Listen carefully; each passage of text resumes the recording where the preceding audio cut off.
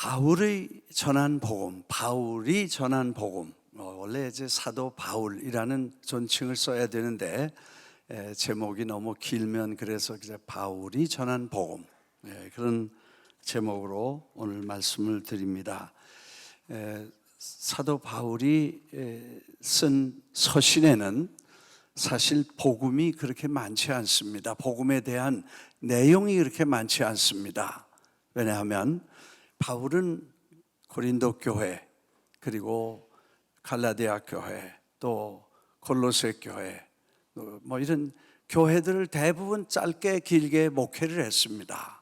그래서 목회하면서 당신이 다메섹 도상에서 만난 예수 그리스도, 그리고 그분에게서 받은 올바른 메시아관을 정리하고, 특별히 그가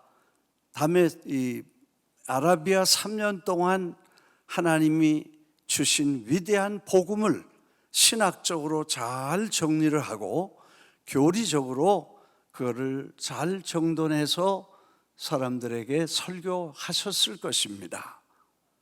그리고 그렇게 설교를 짧게나 길게나 설교를 하신 다음에 떠나서 그 교회에 문제가 있을 때마다 분쟁이 있다든지 우상 숭배가 있다든지 예식 문제가 생겼다든지 뭐 이런저런 교회 안에 문제가 생기는 소식을 들으면 그 소식을 대답하면서 그걸 이렇게 하라고 권면하는 말씀이 주로 바울 서신의 대부분 서신입니다.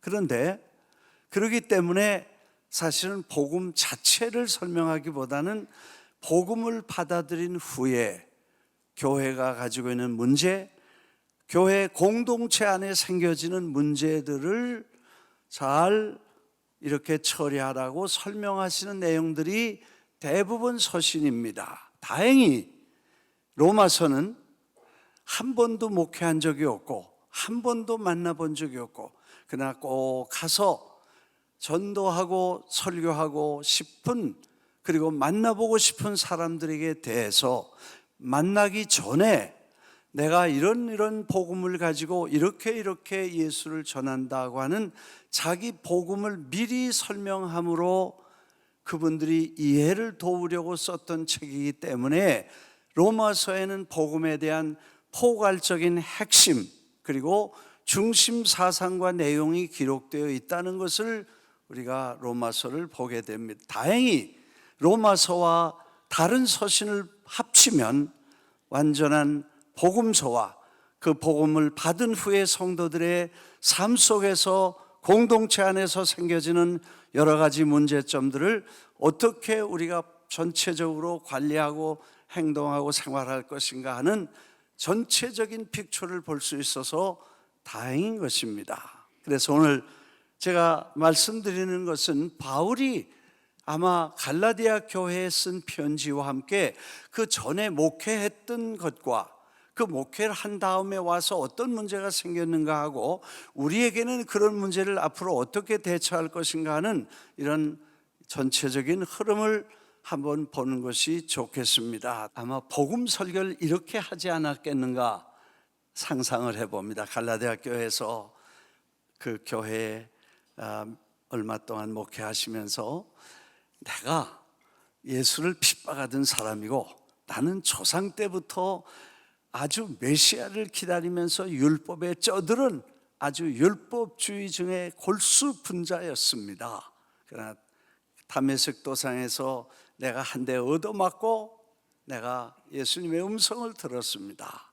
이렇게 해서 자기가 회심한 것과, 그리고 예수를 믿음으로 우리는 어떻게 됩니까 하는 얘기를 아마도 이렇게 설명하지 않았겠는가 생각해 봅니다. 여러분, 우리는 다 율법주의자 아닙니까? 철저하게 구약, 모든 율법에 묶여서 일생 동안 무거운 짐을 지고 힘들게 손도 묶이고 발도 묶이고 또 꽁꽁 묶여서 뭘 해도 걸리던 사람 아닙니까?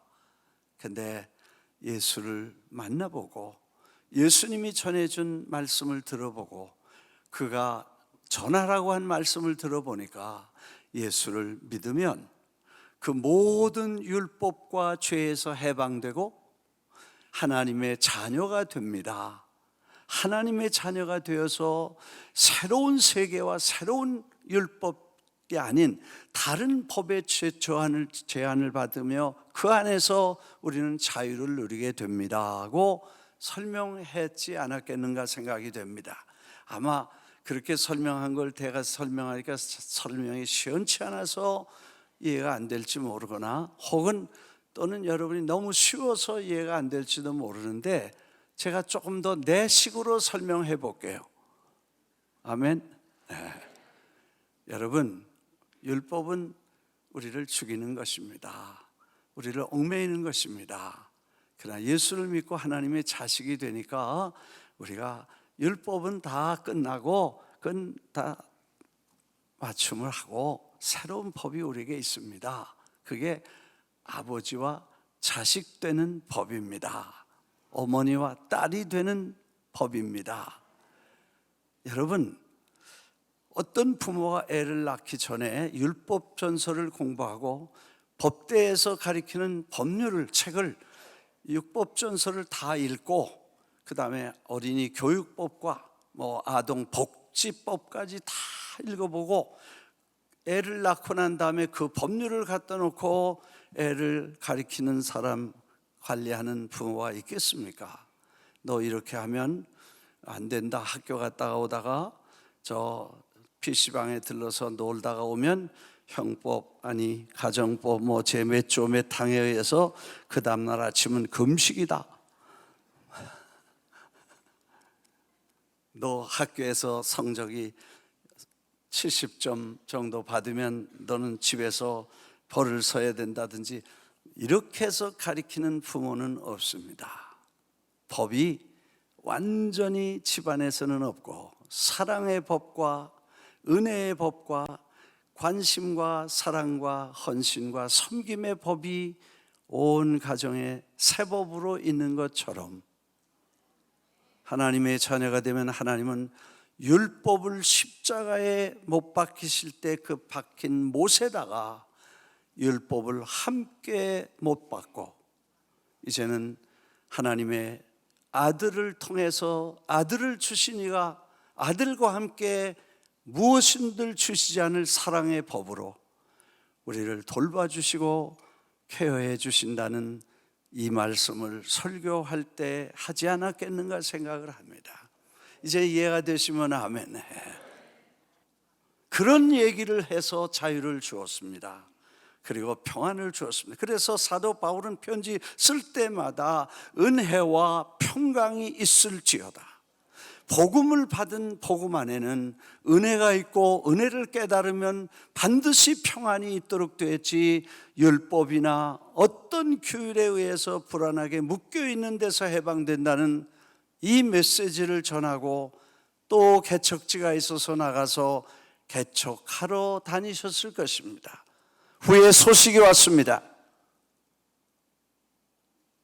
예루살렘에서 어떤 집사님이 왔는데 식사 대접을 하는 자리에서 이상한 분위기가 돌기 시작합니다. 그분이 할례 받았어? 할례 받았어? 할례 받았어? 그렇게 물어봅니다. 어떤 사람은 받았다커니 어떤 사람은 안 받았다커니 이런저런 말이 나오니까 이 손님 집사님이 할례도 안 받고 어떻게 교회 나오냐? 당신은 믿어도 헛거다. 구원 못 받는다.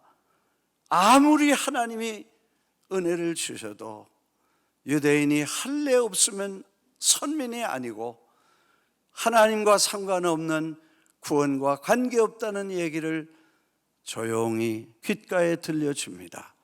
그때부터 그 갈라디아 교회는 심각한 혼란에 빠집니다. 할례 받은 사람은 나는 안심한다. 할례 못 받은 사람은 나는 그럼 구원에서 제외됐냐? 이런 심각한 질문이 시작되면서 어떤 사람이 하나 아니야. 바울 선생은 우리에게 그렇게 가르친 적이 없어. 예수 그리스도를 믿음으로 율법은 완성되고 하나님의 자녀가 되면 그 안에서 영원한 생명을 얻고 자녀가 된다는데 이 말은 안 맞아. 아니야, 맞아. 그게 틀렸어. 아니야, 그게 맞아. 이렇게 혼란스러운 문제가 생겨서 사도 바울에게 연락을 합니다. 우리가 손님 한 번 잘못 맞아서, 얘기 한 번 잘못 듣고 교회가 쑥밭이 되었으니 빨리 해답을 주십시오. 그래서 갈라디아서를 붓을 들고 쓰기 시작합니다. 은혜와 평강이 있을지어다. 그리스도께서 사악한 죄악이 많은 시대에 우리를, 이 악한 세대에서 우리를 건지시려고 우리 죄를 대속하기 위해 자기 목숨을 예수님이 주셨고, 그를 믿음으로 말미암아 하나님의 자녀가 되는 우리는 진정한 자유의, 복음 안에서 주는 자유가 있는데, 내가 전한 복음 외에 다른 복음을 전하면 저주를 받을 것이고, 다시 말하는데 우리나 천사들이 와서라도, 천사라고 하늘에서 보냈다고 해도 거짓말이니 그 복음을 믿는 자는, 받는 자는 저주를 받을 것이다. 이렇게 강력하게 말하면서, 내가 사람을 기쁘게 하냐 하나님을 기쁘시게 하냐, 만일 사람을 기쁘게 한다면 나는 하나님의 종이 아니다. 당시에는 유대인들은 할례가 최대의 축복입니다. 그리고 십자가 나무에 달리면 저주라고 생각합니다. 그래서 예수를 못 믿는 것입니다. 할례를 받아야 유대인의 프라이드가 생기고, 십자가에 달린 예수는 저주를 받은 메시아가 될 수 없다는 이 어마어마한 사건 때문에 유대인들은 예수를 못 믿었습니다. 바울 사도는 그때 그렇게 말했습니다. 육신의 할례가 아니고 마음의 할례가 중요하다. 우리가 저주를 받은 사람인데 우리를 대신해서 저주를 받으시기 위해 나무에 달린 예수님이 우리의 모든 저주를 감당하시고, 그가 십자가에서 죽으심으로 저주 아래 있는 우리를 속량하셨다. 아멘. 그래서 이런 설명을 다 해놓은 사람들이 혼란이 오니까, 내가 전한 복음 이외에 딴 복음이라는 있을 수 없고, 만일 있어도 그건 저주받는 것이다. 그래서 사도 바울은 이 얘기를 강력히 주장합니다. 오늘 제가 이 얘기를 다시 꺼낸 이유는, 성경에 보면 바울이 그렇게 열정과 뜨거운 마음으로 받았던, 복음을 받았던 사람들도 그렇게 쉽게, 그렇게 빨리, 그렇게 놀랍도록 쉽게 빨리 몇 마디에 돌아갈 수 있었냐는, 이걸 이상하게 생각하면서 이 편지를 쓰던 그분의 심정을 다시 한번 생각해 봅니다.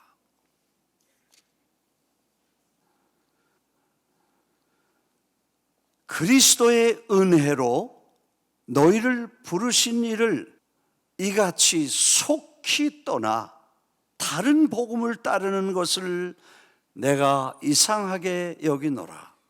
다른 복음은 없나니. 그래. 속히 떠나서 그렇게 확실하게 받고, 그렇게 감격하고, 그렇게 열심히 믿던 그 믿음을 그렇게 쉽게 속히 떠나서 다른 복음을 따른다는 것은 너무나 이상하고 놀라운 일이다. 이 포인트입니다.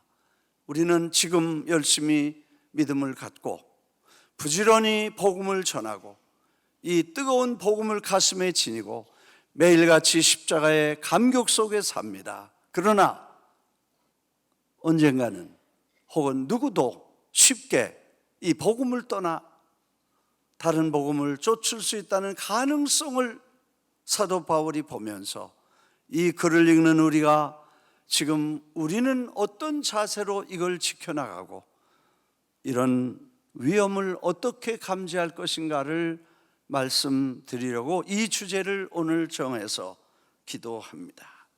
사실 우리는 벌써 2000년 전의 스토리를 얘기합니다. 2000년 동안 많이 변했고, 지금도 끊임없이 변하고 있고, 앞으로도 끊임없는 도전을 받게 될 것입니다. 그래서 성경은 내가 떠난 후에 너희들이 이렇게 되지 않도록 주의하라. 그리고 어느 사건이 이루어진 다음에 그 사건 후에 먼 세월이 지난 다음 먼 훗날 사람들이 이걸 잊어버리지 않도록 너희가 기둥을 세워 그리고 모니먼트를 세워서 후손들이 이게 뭐냐고 물어보면 이걸 설명하고, 이 사건을 부인하는 거짓말쟁이에게 사실이고 팩트고 역사고 사건이라고 설명할 수 있도록, 만약 그게 없으면 얼마든지 뒤집어 거짓말할 수 있으니까 반드시 중요한 시대마다 돌무덤을 쌓든지 돌기둥을 세우라는 말씀을 주셨던 것처럼, 오늘 우리가 다시 한번 복음을 받은 우리는 이 복음을 전하고 변질되기 위해 도전하는 수많은 챌린지를 우리는 기도와 말씀으로 잘 이겨나갈 수 있기를 주의 이름으로 축원합니다. 그럼 우리는 어떤 도전을 받게 될 것인가? 60년 전, 1963년이니까 1963년에 책 한 권이 나왔습니다. 미국 사람들의 생활과 생각을 잘 분석해 보니까 이상한 현상이 생겼습니다. 그동안 미국은 청교도들의 신앙, 퓨리턴들의 신앙과 그 믿음을 지키기 위해서 모든 법과 제도와 문화와 시스템을 갖추고 할 수 있으면 신앙적 국가를 유지하느라고 지도자들이 애를 썼는데, 어느 시간에 이게 무너지고 있다는 사실을 깨닫게 됩니다. 그래서 그런 운동과 그런 팩트를 anti-intellectualism이라는, 그래서 반이성주의라는 이론을 이분이 처음 단어를 쓰게 됩니다. 세상을 보니까 어느 사이에 교회 다니는 거 그 미친 거다, 하나님 창조하셨다, 헛소리 마라, 뭐 이런 일반적으로 가지고 있던 인텔렉츄얼 이 지성을 무조건 반대하고 그걸 반대해서 완전히 깨트리려는 그런 운동이, 도전이 시작됐다는 것입니다. 그게 60년 후 지금 보니까 거의 지성인들이라고 말하는 그 지성인들은 대부분 그걸 따라갔고, 그래서 신앙과 보수적인 사상과 그리고 일반적인 모든 지식들을 다 무시하고, 그리고 새로운 이론과 새로운 도전을 시작했습니다. 그걸 시작하신, 그 글을 쓰신 분이 이 리차드 호프스타트라는 분인데, 이분이 퓨리처상을 이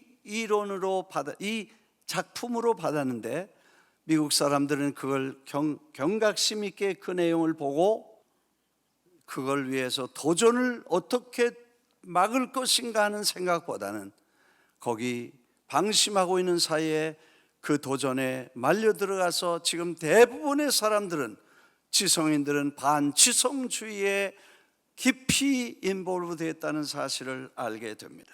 그래서 대학은 학문과 지식과 지성을 연구하고 쌓아나가는 상아탑 같은 기관인데, 어느 사이에 이제는 돈벌이를 잘할 수 있는 장사하는 분이나 혹은 무슨 기술자를 만들어내는 돈벌이의 기계의 인간을 만들어내는 그런 장으로 만들어가고 있고, 나라가 어떻게 되든 상관없고 세계가 어떻게 되든 상관이 없고 그냥 뭐든지 지금까지 가지고 있던 모든 지성과 이론을 파탄하는 이상한 문화를 가지고 있습니다. 창조론을 반대하고 그 다음에 뭐 과학과 이론과 기술을 앞세워서 모든 신앙의 가치관을 깨트리는 무서운 도전을 받고 있다는 것입니다. 이거를 우리가 어떻게 이 도전을 막아낼 것인가 하는 이슈인 것입니다. 그 다음에 두 번째, 반국가주의적 사상의 도전을 받습니다.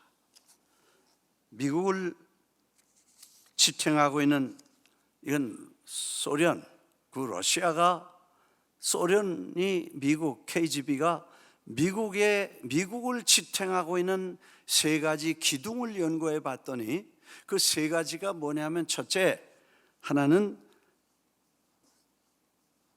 애국심, 네, 그렇죠. 로열티, 충성심, 나라를 사랑하는 패트리어트한 그런 나라를 사랑하는 애국심이 미국을 바치고 있다. 우리가 9.11 때 경험했잖아요.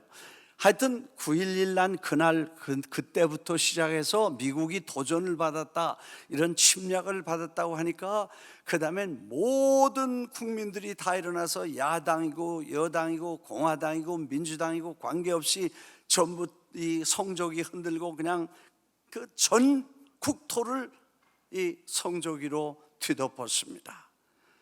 우리나라에서 보기 어려운 현상을 우리는 보고 미국을 지탱하는 중심은 애국심이구나. 두 번째, 도덕성, 모랄리티, 이 하나님을 중심으로 해서 인간이 가지고 있는 기본적인 도덕성을 소중하게 여기는 도덕, 이게 미국을 바치고 있는 중심에 있다는 것을 소련 KGB가 알았다는 것입니다. 사실 지금 중국이 대단한 국가적 강력한 힘을 키워오고 있지만 도덕성을 잊어버린다면 아무리 힘이 많아도 그 도덕성이 없으면 그 힘은 무서운 파괴력을 가지고 있고 인류 역사에 무서운 암적인 존재가 될 수 있다는 것 때문에 사람들이 걱정하고 있는 것입니다. 마지막 세 번째는 뭐냐면 영성인 것입니다. spirituality. 교회를 가서 교인들이, 미국 사람들이 교회 가서 주일날이면 다 정상하고 가서 찬양 부르고 예배하고 하나님 예배하다가 나와서 또 마을에 와서 생활하고 교회 가고 그러면서 하나님 앞에 찬양과 기도로서 영성을 키워나가는 이 영성이 미국을 바치고 있는 세 번째 중대한 기둥이라는 것을 미국 사람 봤던 것입니다. KGB가 이 세 가지를 깨트리면 미국은 무너진다고 보고 그때부터 전략을 세워서 지금 꾸준히 보이지 않는 영적 전쟁이 아닌 실제 전쟁을, 냉전 시대는 끝났지만 끊임없는 미국과 소련은 전쟁을 하고 있다는 사실을 지금 여러분이 보게 됩니다. 그 60년 동안에 미국은 이 도덕적인 문제라든지 애국심의 문제라든지 여러 가지 문제점을 가지고 있는 그 기본적인 문제를 뚫고 들어오는데 중요하게 이 지성주의와 또 문화적 챌린지도 거기서 나온 것입니다. 아이들을 성적으로 애들이 뭘 알겠어요. 어렸을 때부터 이상한 걸 가르쳐 가지고 사람을 동물처럼 만들면 사람이 하나님 없고 동물처럼 되면 미국이 무너진다는 걸 알았습니다. 원래 이거는 학문적으로 논문에 보면 러시아가 구라파를 점령하고 그래서 2차 대전 이후에 사실 프루시초프가 큰 공헌을 했던 것은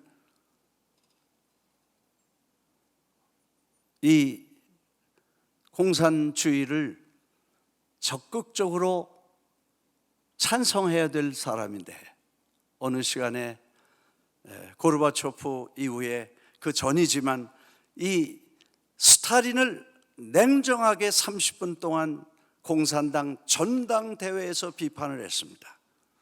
이론은 좋지만 실제로 스탈린은 사람을 얼마나 많이 죽였으며 얼마나 많이 고문했으며 얼마나 사람을 많이 악랄하게 사람을 지배한 이건 공산주의가 아니다.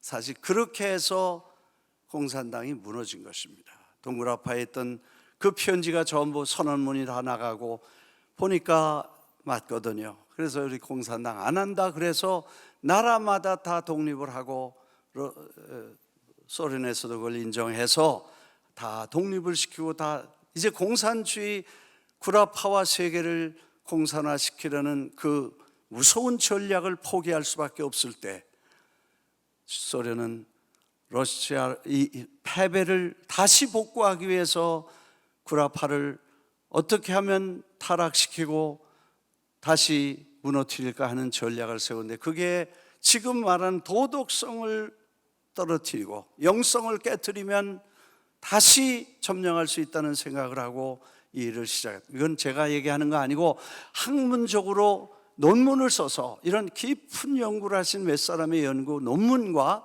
그 책도 나와서, 이제는 애들을 무슨 인성 교육을 시킨다 이런 게 그냥 표면적이지만 실제로는 뒤에 깊은 이런 전략적인 문제로 이 자유와 민주주의와 복음과 교회를 깨려가는 악한 세력들의 전략과 전술이라는 사실을 이제는 우리가 다 그 논문을 받으면 다 읽을 수 있습니다.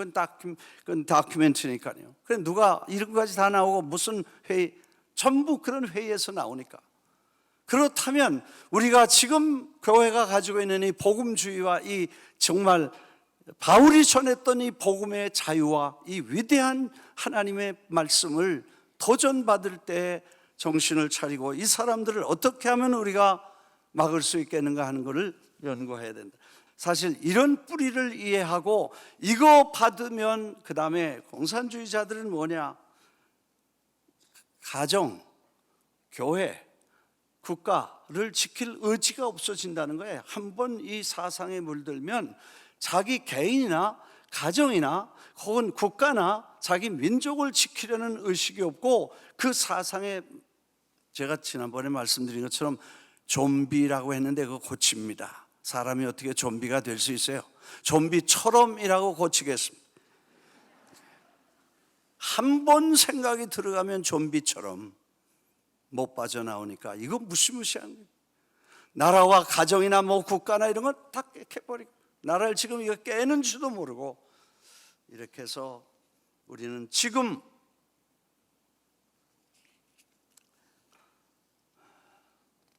문화적 챌린지 지금부터 받고 있고 앞으로 더 받을 것입니다. 젠더 이데올로기는 바로 시작 뿌리가 그런 데 있었다는 것입니다. 이건 복음에 대한 도전이고 하나님에 대한 도전이고 전능하신 주님과 교회를 향한 챌린지이기 때문에 한 인간이 막아야 될, 신자들이 막아야 될 최대의 챌린지라고 봐야 될 것입니다. 20세기의 문호 솔제니치는 템플턴 상을 받을 때 이런 얘기를 했습니다. 20세기에 약 50년, 60년 사이에 6천만 명을 공산당들이 죽였다. 그런데 공산혁명이라는 이름으로 6천만 명을 죽였는데 놀라지도 않지요. 다 잊어버렸으니까. 그런데 왜 러시아에서 이런 혁명이 일어났냐? 이거를 그는 상을 받으면서 이런 얘기를 계속합니다. 어릴 적에 자기가 골방에서 어른들이 얘기하는 귓속말로 얘기하는 걸 자기가 몇 번 들은 적이 있다는 거예요. 왜 이렇게 사람 죽이는 무서운 혁명이 왜 러시아에서 일어나냐 하고 얘기하는 질문에 한 사람이, 자기 부모 중에 한 분이 하나님 말씀 버렸고 하나님을 거부했기 때문에 그렇다. 하나님 반대하고 하나님을 반대하는 이런 반대하는 흐름과 사상을 가졌기 때문에 이런 일이 일어날 수 있다고 말했다는 것입니다. 사상적 도전도 우리는 받습니다. 그리고 문화적 도전도 받고 신학적 도전도 받습니다. 신학이란 성경을 줄여놓은 것이고 그 줄여놓은 골조를 가지고 그걸 어떻게 삶에 실천할 수 있는가 하는 게 교리인데, 신학과 교리적 도전을 끊임없이 받습니다. 교회 풍토를 바꾸려고 하고 교회 본질을 바꾸려고 하는 성경 해석을 바꾸는 도전을 끊임없이 받는데, 우리가 이런 정치적인 그리고 문화적인 그리고 끊임없는 사상적인 도전을 받을 때 우리가 어떻게 이걸 이겨나갈 수 있고 이 복음을 지켜나갈 수 있겠냐는 주제를 결론적으로 말씀을 드리고 싶습니다. 여러분, 우리가 이걸 지키려면 내 힘으로 안 되고 기도와 성령의 능력으로 이루어질 줄 믿습니다. 성령과 끊임없이 교제하고 끊임없이 자기 철저한 회개와 하나님 앞에 간절한 기도와 열정을 가지고 그 일을 지켜나가야 되는 것입니다. 제가 주성민 목사님을 남미로 모시고 갔어요. 참 걱정이 됐습니다. 날 초청했는데 내가 설교를 안 하겠다 그러고 오신 손님 이 젊은이를 한번 세워보라 그러고 그분을 저녁 설교 3번을 시켰으니까 나도 걱정이 많이 됐어요. 왜냐하면 그분이 또 그냥 보통 목사님이 아니고 무지무지하게 걱정을 하고 갔는데 근데 이분이 영상 몇 개 보여주고 간증을 하는데 사람들이 믿습니까? 그러니까 아멘 아멘 벌써 하라는 소리 안 했는데 저렇게 펄펄 뛰게 된 거예요. 그 내가 그 교회를 한번 여기 오신 다음에 거기를 한번 설교해 달라 그래서 지나가다 잠깐 들러서 한번 이렇게 들러보니까 그 교회의 특징은 이렇습니다. 초현대적 시설과 아주 최현대식 시스템과 그리고 어마어마한 현대 기기를 다 동원한 멋있는 그런 시스템과 교회 하드웨어를 가지고 안에 들이다 보니까 옛날 고리짝의 방법을 있는 대로 데려다가 갖다 쓰고 있는데 옛날에 신영균 목사님 뛰던 거 비슷하잖아요. 신영균 목사님, 이호분 목사님 이것 봐가지고 흔들고 노래하고 그런 거, 그 다음에 김홍도 목사님 그 스타일, 그 다음에 조영기 목사님의 믿음, 그 다음에 이 김사만 목사님, 조영기 목사님, 김홍도 목사님, 이호문 목사님 이런 분들이 가지고 있던 장점과 옛날 스타일을 몽땅 다 종합해서 종합 비타민을 만들었더라고요. 그래가지고 이거를 그냥 목회에 주력을 해서 그냥 다 충격을 받습니다. 기도를 하는데, 철야 기도를 하는데 초저녁에 모여서요, 마이너스 벌써 됐다. 초저녁에 모여서 기도를 시작하면요, 새벽 기도까지 새벽 4시, 5시까지 그냥 기도하는 거예요. 너무 기니까 12시에는 또 잠깐 쉬어서 화장실 갔다가 라면 끓여 먹고 또 들어와서 또 기도하는 거야. 생으로 대여섯 시간씩 밤새고, 그걸 하루도 아니고 40일 동안. 그럼 잠은 언제 재우냐? 내가 그게 질문이었어. 뭐 그런 건 상관 안 하나 봐. 하여튼 철야기도 하는데, 사실 우리 교회도 오순절 교회고 순복음 교회로 시작을 했으니까 처음에 그랬잖아요. 마나탄에서 초저녁 8시에 시작하면 새벽 4시 반 5시까지 기도하고 새벽 기도 했으니까, 그래야 저녁에 모이면 막 밤새도록 기도해서 우리는 라면도 안 끓여 먹었어. 그냥 생으로 볶아냈지 그냥. 그런데 그때의 교회에 놀라운 일이 많이 일어났습니다. 너무 예배 때마다 우는 사람이 많으니까 순복음교회 아니라 우는 교회라고 설명이 됐었어. 그런데 사람들이 흉을 보니까 우는 교회 구경이라도 한번 와봐라 그래서 데려오면 예배당 들어오기 전에 계단 올라오면서 눈물이 났어. 그래서 끝나고 나서 밥 먹으면서 오늘 어땠어? 그러니까 우는 교회 가니까 우는 것도 전염됐나 보다 그래서. 그런 역사가 매일 일어나고 성령의 역사가 일어나는데, 기도가 그런 일을 이루었다는 걸 이제 보니까 그게 맞았어. 이해가 되시면 아멘 하시라면.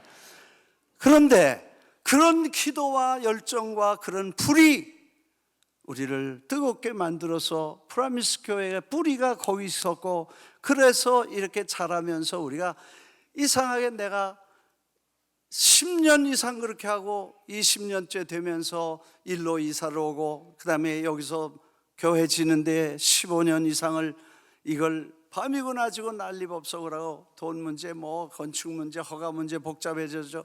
그 다음에 동시에 선교를 해야죠. 그러니까 우리가 기도를 조금씩 줄였고, 그 다음에 너무 소리가 크니까 미쳤다고 그래서 보림을 조금 내려갔고, 그 다음에 배가 고프다고 그래서 금식기도도 130번까지 했는데 이제 먹어야 된다고 그래서 조금씩 좀 줄이다가, 그 다음에 나중에 일주일 하다가, 그 다음에 3일 하다가, 그 다음에 이틀 하다가, 그 다음에 매달 하다가, 그 다음에 마지막에 최근에 와서는 한 1년에 한 번만 하자 그래서 1월 1, 2, 3 하다가 그것도 3일 너무 길다고 그래서 이틀만 하고 이제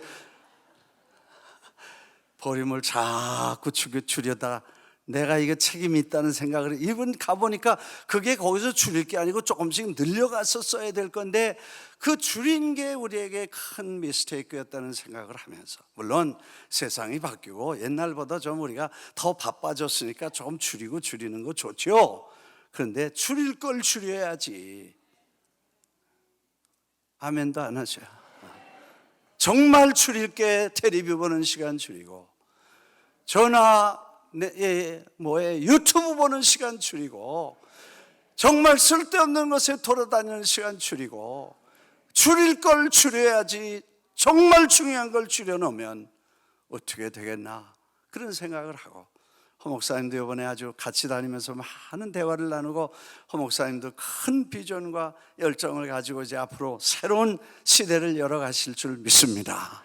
하여튼 제가 그런 실수를 했다는 생각을 하면서 오늘 우리가 가졌던 금식기도, 철야기도, 방언기도, 이 3대 기도가 회복돼야 될 것이고, 이분 내가 가만히 조사를 했었네. 분석을 해보니까 왜 기도를 하는데 쫙 그러냐, 말을 안 해. 근데 내가 보니까 그럼 가만히 기도하면 어떠냐, 주여, 그리고 믿습니다 하고 다짜 끝나기 전에 잠이 와. 잡념이 들어오고, 그렇게 하는 위험과 약점을 지니고 있다는 게 기도입니다. 쉽지 않아요. 다 일하고 봉사하고 다 쉬운데 기도 어려우니까 이거를 방해하는 무시무시한 세력의 도전을 막기 위해서 모이면 기도하고 철야하고 기도하고 금식하고 이걸 회복해야 될 줄 믿습니다. 저는 여러분들과 함께 이제는 이 복음, 뜨거운 복음이 어느 시간에 식지 않고 이 도전에도 더 불붙어서 전 세계 복음이, 비복음이 복음인 줄 알고 복음서에도 없는 복음을 떠드는 강단을 향해서 이 교회는 위대한 등불처럼 세상을 비춰나가기를 주의 이름으로 축원합니다.